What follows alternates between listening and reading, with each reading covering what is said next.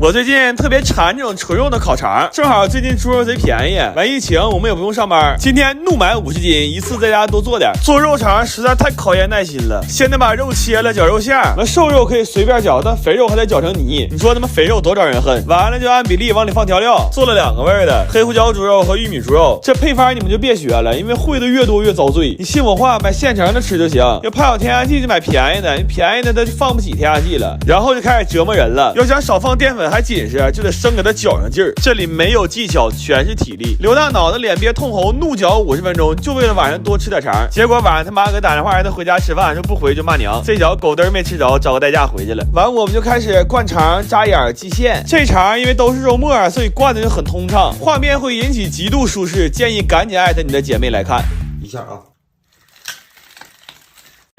这些肠需要先用电风扇伺候3-4个小时，然后煮肠可遭大罪了，家里所有锅都用了，还煮了3番，这活比我那些前女友都磨人，只能码1层，多了不行，完得全程小火90度煮1小时，还得盯着炸气泡，跟打地鼠似的。最要命的是我在厨房盯的都要死了，我发现外面有个偷我肠。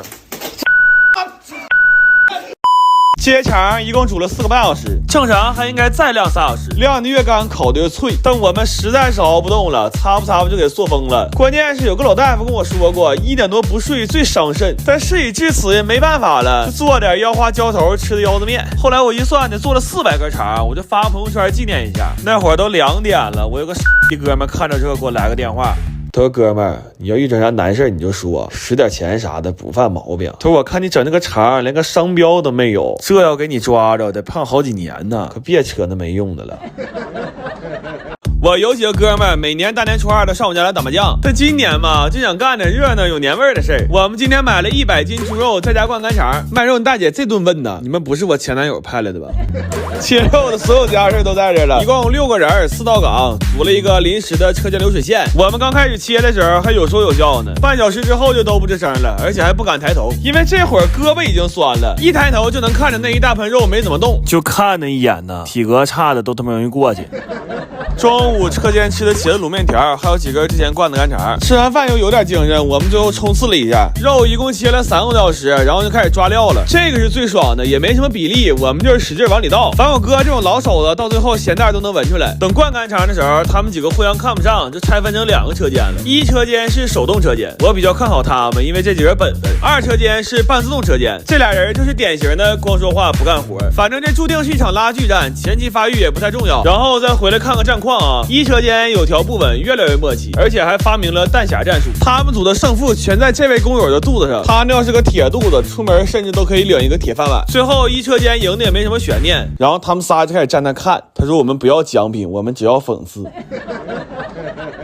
最后我们量了一下，100斤肉加上那些料，一共灌出来120斤干肠，然后找地方给挂上的。晾干之后能剩多少斤，现在还不知道呢。晚上车间吃了一顿散伙饭，有干肠蒸饭、咖喱卖肉大姐送的猪脆骨、红烧卖肉大姐送的五花肉。那大姐今天挺高兴，早上7点半她到市场，9点半我们就给她买下班了。然后就看她揣着溜骨的小包，摇人回家打麻将去了。我最近特别馋这种纯肉的大火腿，但是现在快递已经停的差不多了。然后我研究一下，这边应该也不难做，所以我买了9条猪后腿，我想试试在家能不能做，要是行的话就当囤年货了。这玩意儿要是想做出那种拉丝的状态，首先得把猪腿上的瘦肉挑出来切块，完了还得手动剔筋膜。这200多斤猪肉切得昏天暗地的，给我哥和我外甥干都双目失神了。不过给这些肉抓上劲儿才是最变态的，因为这肉它越抓越黏，就越来越吃劲儿。那抓肉时候给我心率都干到140了，我手环都开始提示我了。他说生命很可贵，健身也要注意安全哦。后来灌肠的时候算彻底把我最后一口气耗尽了，因为切的时候为了吃的爽，那肉块切的都大，完了还没舍得买工厂用那种灌肠器。这些火腿都是我一个一个拿肚子给怼出来的，那给那灌肠器都干爆了。关键我们几个跟小可爱似的，刚开始不知道这个玻璃纸肠衣得用水泡，后来还因为漏气返工了100多根。那怼完之后都快给我练成铁肚子了，我甚至一度产生过一丝担心，我说会不会干完这些活之后，我这整个肚子将变成一个巨大的肚脐眼。这火腿灌完了得风干一下才能煮，这会儿这火腿煮完之后就已经非常香了。但是后来熏的时候我发现了一个问题，就是烤鸭炉熏呢它不太好控温，熏完之后要不是火轻了没熟，要不就直接给烤成黑猪火腿了。关键反复试了几炉之后也没什么起色，后来我实在是没招了，我去找了个红场厂上班去了。我跟那老板商量的是，我们免费给他干3天活，然后下班之后他那个熏炉借我们熏火腿用，这一炉最少得熏5个小时，完了还得看着温度添果木。我那几天甚至找着一点大厂996的感觉。不过这玩意儿折腾是折腾，但做出来是真好吃。